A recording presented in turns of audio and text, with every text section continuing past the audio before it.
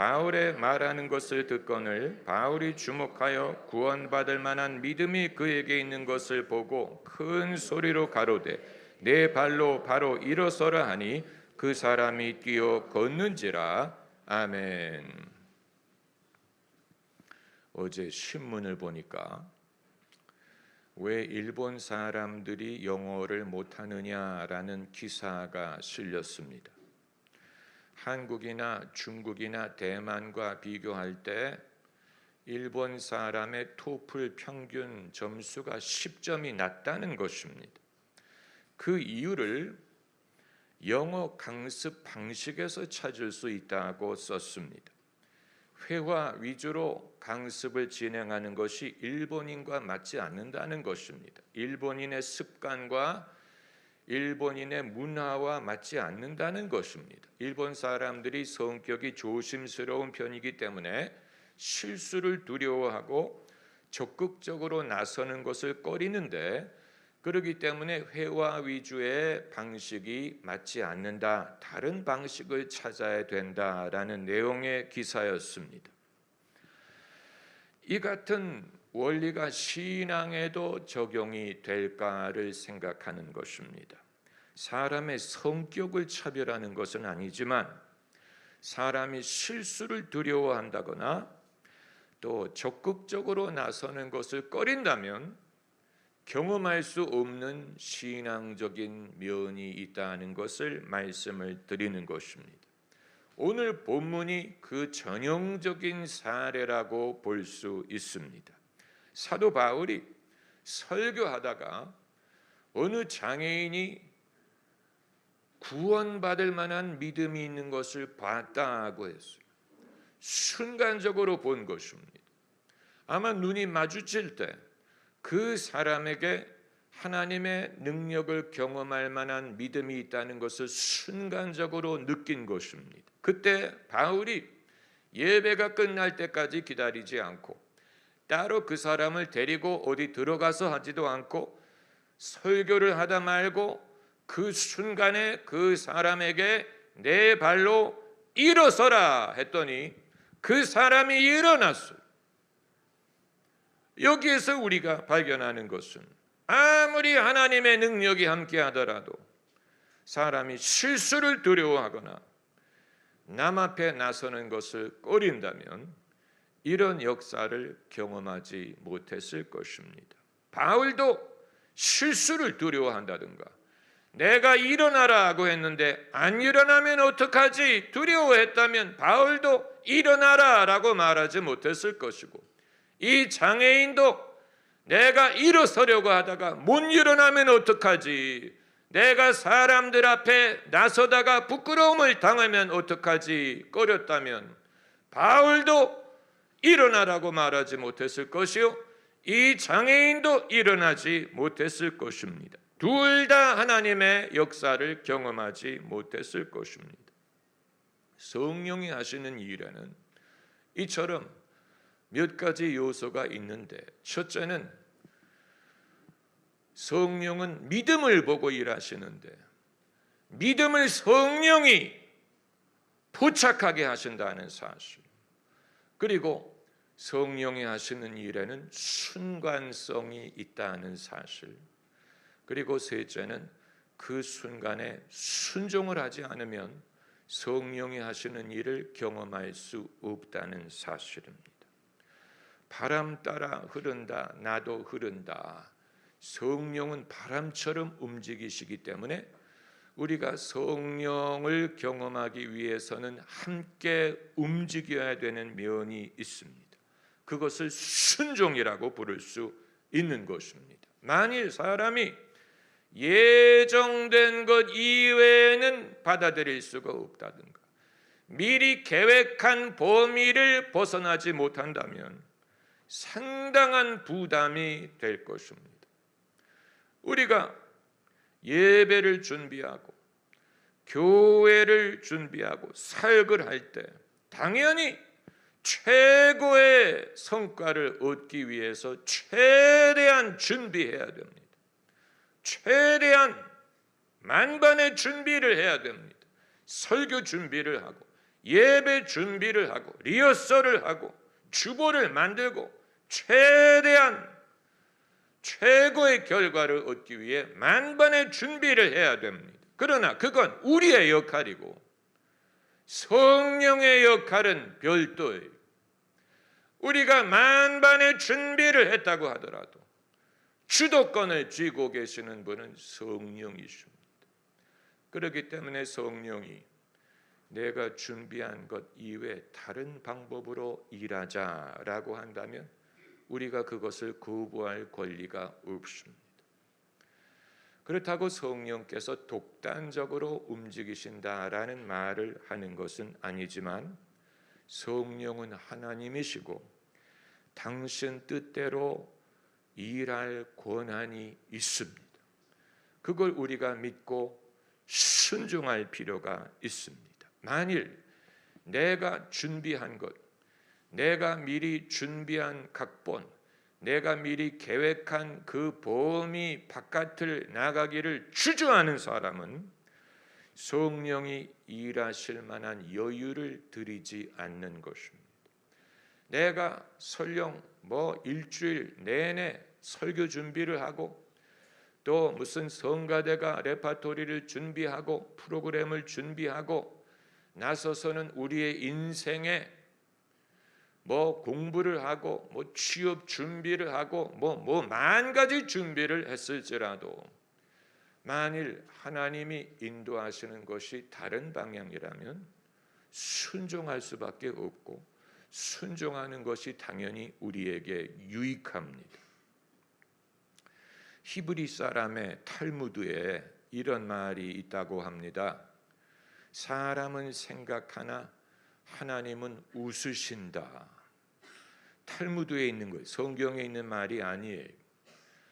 그게 무슨 뜻이냐면 사람이 생각한 대로 되지 않는다라는 말을 하는 것인데, 여러분, 우리는 당연히 인생이 생각한 대로 되지 않는 것에 대해서 달관을 하고 그게 인생이야, 인생은 그런 거야 라고 말하고 싶지는 않고, 우리가 원하는 것은 내가 계획한 것과 다르게 하나님이 인도하실 수 있다는 사실을 받아들이는 것입니다. 할렐루야.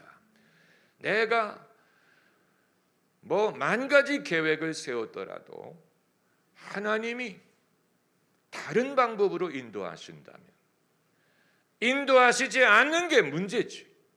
인도를 하신다면 내가 만 가지를 준비했더라도 아멘, 하나님의 방법이 더 좋아요, 하나님이 더 지혜로워요, 그게 더 유익해요, 당연히 주님을 따라가는 것이죠. 주님이 인도하는 것을 경험하지 못하는 게 문제지. 인도하시는 것을 경험할 수만 있다면 내가 만 가지를 준비했더라도 아멘, 저는 주님을 따르겠어요, 이 때를 기다렸어요, 환영합니다, 받아들입니다, 순종합니다, 감사합니다, 당연한 것이죠. 당연한 것이죠. 그럼에도 불구하고 성령을 쫓아 행하려는 사람이 남들이 보기에는 충동적으로 보일 수 있고 순간을 따라가는 것처럼 보일 수가 있고 독단적으로 보일 수가 있어.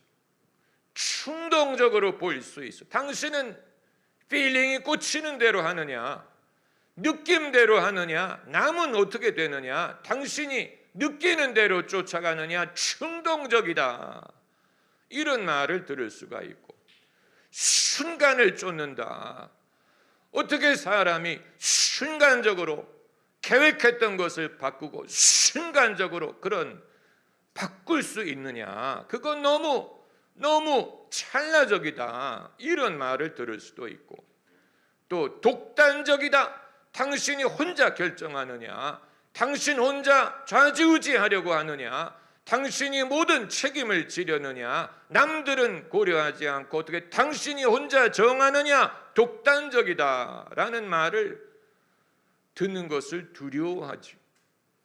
성령을 쫓아 행하려고 할 때 내 자신이 그렇게 느낄 수도 있어요. 이거 너무 충동적이지 않을까? 이거 너무 순간의 필링을 쫓는 것이 아닐까? 내가 독단적으로 행하는 것이 아닐까? 창피하다. 이런 식으로. 그러나 여러분, 이것이 순간적이라는 것은 내 관점이고 주님의 관점에서는 순간적인 것이 아닙니다. 오늘 본문에서 바울이 설교하다 말고 그 장애인에게 구원받을 만한 믿음이 있는 것을 봤어요. 그 순간에 봤어요. 여기에서 우리가 묻고 싶은 것은, 만약에 바울이 설교가 끝날 때까지 기다렸다가 그 사람을 고칠 수도 있지 않았을까? 예배가 끝날 때까지 기다렸다가 고쳐도 되지 않을까? 아니면 내일 다시 오라고 할 수도 있지 않을까? 왜 굳이 그 순간에 설교를 하다 말고 일어나라, 사람 보는 앞에서 해야 되느냐? 성령의 역사가 반드시 그렇게 이루어지느냐? 질문할 수 있어요. 그러나 그 순간에 장애인에게 구원받을 만한 믿음을 봤다는 말은 그 순간에 믿음이 역사한다는 것을 말하는 것입니다. 여러분, 사람의 마음은 아침과 저녁이 달라요. 매 순간 달라집니다.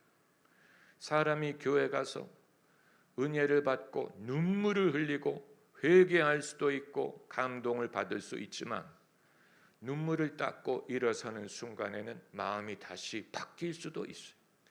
마음이 다시 강팍해질 수 있어요.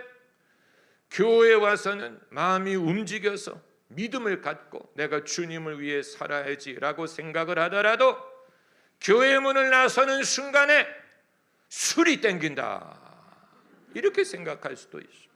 놀러 가야지, 이렇게 생각할 수도 있어요. 인간의 마음은 예측하기가 어려워요. 믿음을 가질 때가 있으나 그 믿음이 항상 내 마음을 주장하는 것이 아니에요. 내가 온유하게 느낄 때가 있으나 온유함이 항상 지속되는 것이 아니에요. 내가 믿음을 강하게 느낄 때가 있으나 그러나 언제 그게 의심으로 바뀔지 알 수가 없는 것입니다. 그렇기 때문에 바울이 그 장애인에게 구원받을 만한 믿음이 있는 것을 볼 때, 그때가 하나님이 역사하실 때, 그때가 성령이 역사하시는 때예요. 그렇기 때문에 그걸 볼 수 있었던 것입니다.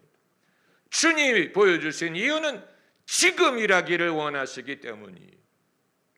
이건 하나님의 독단적인 것을 말하는 게 아니고 인간의 변화무쌍한 형편을 고려할 때 지금이 은혜 받을 만한 때라는 것을 보여주는 것입니다. 쇠가 뜨거울 때 두드리라고 한 것처럼 믿을 때, 문이 열렸을 때, 기회가 주어졌을 때, 믿음을 볼 때, 그때가 일할 때라는 뜻입니다. 이것은 영적인 지각에 대한 영적인 지각의 필요성을 보여주는 것뿐만이 아니고 하나님이 일하시는 방법을 보여주기도 합니다. 우리는 나중에도 할 수 있지 않겠어? 오늘만이 장날이야? 오늘만이 구원받을 거야? 앞으로 살 날이 많잖아. 하나님은 영원하시고 변치 않으신데 지금이 아니면 나중에도 할 수 있지 않겠어? 뭐가 그렇게 급하다는 거야? 서두르는 것 아니야? 이런 식으로 생각할 수 있어요. 하나님은 당연히 내일도 역사하실 수 있고 내년에도 역사하실 수 있지만, 그러나 하나님의 은혜를 경험하는 것은 이때가 아니면 더 이상 기회가 없을 수도 있습니다. 예컨대 소돔에서 도망 나오는 것, 그거 내일로 미룰 수 없어요. 하나님이 뒤를 돌아보지 않고 뛰어나오라고 했어요. 하늘에서 유황불이 떨어지니까 뒤를 돌아보지 않고 도망쳐라 하고 했어요. 만약에 그때 롯의 사위들처럼 농담하는 줄로 여기면 소돔이 망할 때 함께 망할 수밖에 없는 것입니다. 하나님의 심판은 들이닥칠 때가 있기 때문에 그때 주님이 피할 길을 주시면 그때 서둘러 피해야지. 오늘 말이 날이야? 내일도 구원을 받을 수 있지 않아. 이렇게 했다간 소돔과 같이 멸망했을 것입니다. 또 다른 예를 찾아보면 히브리 백성이 애굽에서 나올 때 출애굽을 할 때 왜 무교병을 먹었습니까? 누룩이 없는 빵을 구울 때 부풀 때까지 기다리는데 시간이 걸린다고. 빵을 만들어 봤어야지 알지. 성경에 나오는 수많은 것들을 해본 적이 없는데 읽기만 하고 아는 것처럼 말하잖아요. 그물을 던진다든가 무슨 씨를 뿌린다든가 뭐 양을 친다. 한 번도 해본 적이 없는. 씨를 뿌려봤나 고기를 잡아봤나 무슨 뭐 양을 쳐봐. 한 번도 해본 적이 없는데 성경에 하도 익숙하기 때문에 하는 것처럼 생각합니다. 왜 무교병을 먹었습니까? 하나님이 이스라엘 백성을 밤중에 애굽에서 나오게 하셨기 때문에 시간이 없었어요. 그래서 무교병을 먹은 것뿐만이 아니고 옷을 입고 지팡이를 손에 쥐고 서둘러서 먹으라 그랬어요. 왜 이렇게 서두르게 했습니까? 하나님이 그들을 애굽에서 나오게 하는 것 간밤에 단숨에 이루어지게 한 것이었기 때문에 그 기회를 놓치면 못 나와요. 그래서 무교병을 먹은 것. 시간이 걸리지 않는. 마치 오늘날로 하면 무슨 햇반을 먹는 것과 같은 거예요. 밥을 솥에 끓여서 먹는 게 아니고 서둘러야 했어요. 마찬가지로 바울이 설교를 하다가 이 장애인에게 구원받을 만한 믿음이 있는 것을 보고 주목하여 내 발로 일어나라 큰 소리로 명했어요. 그랬더니 일어났다. 왜 굳이 그렇게 서둘러서 해야 될 필요가 있습니까?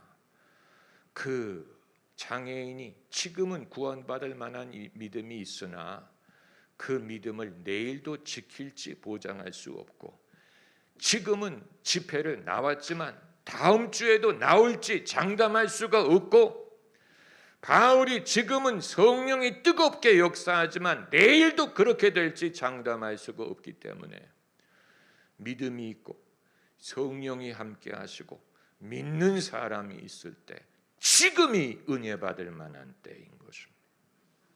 지금 많은 사람들이 영적으로 발전할 수 있고 하나님을 경험할 수 있는데 그 마음속에 그 순간을 포착하려고 하지 않고 하나님이 일하시는 방법을 알지 못하고 또 하나님이 하시는 일이 자신의 마음에 이질적으로 느껴지기 때문에 그것을 순응하려고 하지 않습니다. 이질적이라고 생각합니다. 하나님 그런 식으로 하나님에 대해서 삐집니다. 하나님이 하시는 방법이 마음에 안 듭니다. 그러다 보니까 은근히 하나님이 하시는 일을 배척하려는 경향이 있습니다. 하나님을 배척할 수는 없죠. 그러나 하나님이 하시는 일을 은근히 싫어합니다. 누가 간증을 할 때 은근히 흉을 봅니다. 자기만 잘 믿나. 약간 좀 싫어합니다. 자기가 관여되지 않는 것에 대해서는 좀 배척하려는 그런 마음이 있어요. 많은 사람들이 나에게는 왜 이런 일이 벌어지지 않느냐, 왜 나는 이런 식으로 성령의 하시는 일을 경험하지 못합니까? 나는 왜 느끼지 못합니까? 라는 질문을 하는데 거기에는 몇 가지 이유가 있습니다. 첫째는 경건의 모양은 있지만 영혼이 원고를 봐야 돼. 언어를 잊어버렸어요. 영혼이 경직돼 있어. 영혼이 경직돼 있습니다.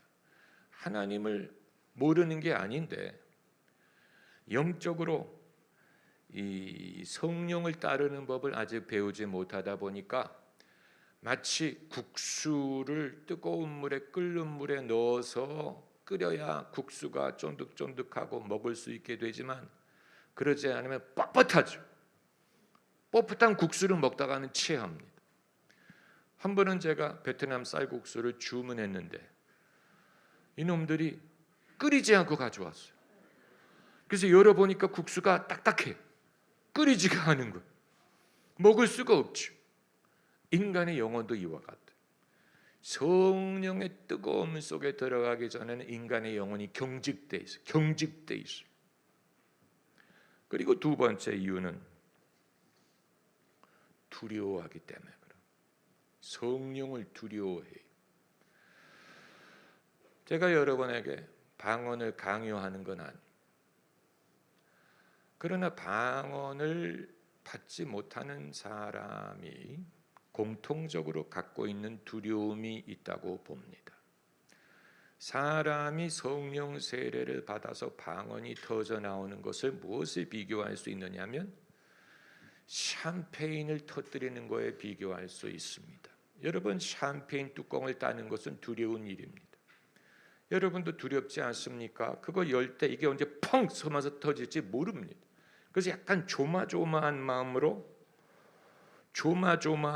살살 그것을 밀어서 열죠. 그러자고 이렇게 했다가 놀라니까.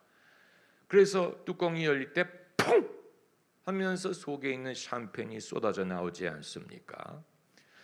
마찬가지로 사람이 성령 세례를 받아서 방언이 터져 나올 때 그런 느낌이에요. 사람들이 그걸 두려워해요. 그런 어떤 갑자기 쏟아져 나오는 것이 두려워요. 그래서 터질 듯 하다가 안 터지는 이유는 샴페인을 따다가 마는 것과 같은 거예요. 열 것 같은데 열 것 같다가 온전히 열지 않기 때문에 터져 나오지 않는 것입니다.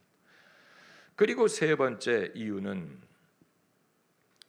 통제권을 성령께 넘겨드리지 못하기 때문입니다. 나의 언어의 통제권, 내 입술의 통제권, 나아가서 내 인생의 통제권을, 내가 쥐고 있었던 통제권을 나 이외에 다른 사람에게 준다는 것을 우리가 꺼리지요. 성령에게 넘기는 것도 꺼립니다. 나의 언어, 나의 마음, 나의 기도, 그리고 나의 인생, 신앙, 나의 사역, 이 통제권을 성령께 넘겨드린다는 것이 사실은 두려운 것입니다. 그래서 방언을 못하는 사람이 무슨 말인지 모르는 말을 어떻게 합니까? 내가 알아듣지 못하는 말을 어떻게 하라는 말입니까? 통제권을, 내 언어의 통제권을 나 이외에 다른 인격체에게 주는 것에 대해서 두려움을 갖는 것, 충분히 이해할 수 있습니다. 그럼에도 불구하고 의지하고 순종하면 됩니다. 할렐루야. 성령을 의지하기 때문에 순종할 수 있습니다. 성령이 나를 창피하게 만드는 게 아니에요. 하나님이 나를 창피하게 하지 않습니다. 하나님은 우리를 존귀하게 만드셨고 존귀한 길로 우리를 인도하시지, 우리를 창피하게 만드는 분이 아니에요. 사람들 앞에서 우리가 웃음거리가 되게 하시는 분이 아니에요. 바울이 내 발로 일어서라 라고 했는데 안 일어서면 사람들 앞에서 바울이 창피하게 되지 않느냐? 맞아요. 그러나 그런 상황에서 바울이 믿음으로 행한다면 하나님은 사람들 앞에서 수치를 당하게 하지 않습니다. 우리가 그것을 믿어야 됩니다. 의지하고 순종하는 길은 예수 안에 즐겁고 복된 길이로다. 할렐루야, 할렐루야, 할렐루야. 기도하십시오.